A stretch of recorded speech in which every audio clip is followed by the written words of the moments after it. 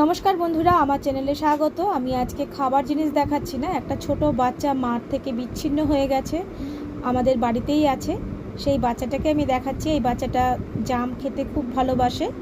সেই জামের ভেতরের যে অংশটা সেটা দিলে খেয়ে নিচ্ছে, কিন্তু খোসাটাকে ঠোঁট দিয়ে একদমই ফেলে দিচ্ছে। আর এই মা হারা বাচ্চাটা ও বুঝতে পারছে আমি নিরাপদেই আছি, সেই জন্য আপনাদেরকে আমি একটা দেখালাম।